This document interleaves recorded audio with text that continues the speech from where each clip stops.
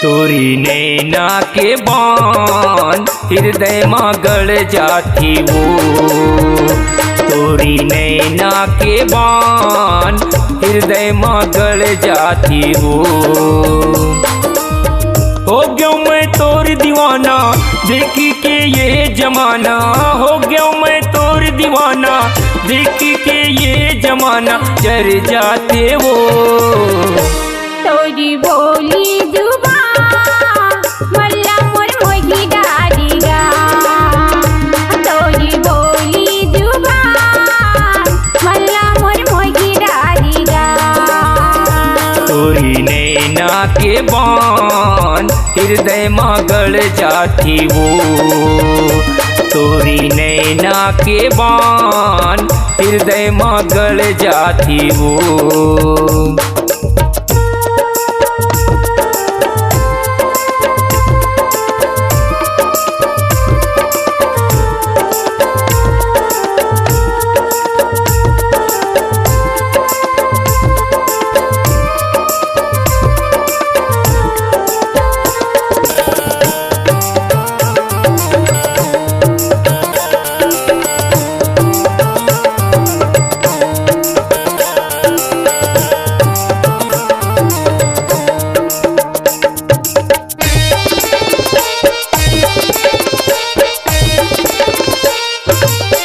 सावन के बदरा कस छाई मोर मन माँ, बिजली गिराए जवानी के दिन माँ। आधी आधी रतिया मोर सपना माई, सोई निंदियाली राजा मूला जगाई। मन माँ मोर गुणी गुण के बिरहा के बात सुन के, मन माँ मोर गुणी गुण के बिरहा के बात सुन के डर जाते वो। तोरी बोली जुबान मल्ला मोर मोही डारीगा, तोरी बोली जुबान मल्ला मोर मोही डारीगा।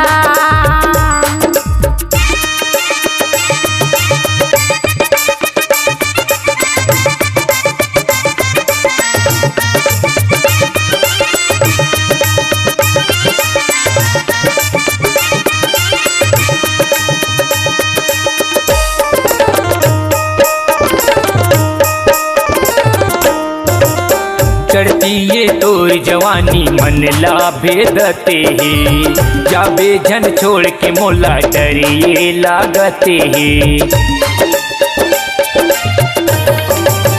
नहीं छोड़ो तोला राजा हावेगा गिरिया, दोनों बनाबो माया की गाहुरिया।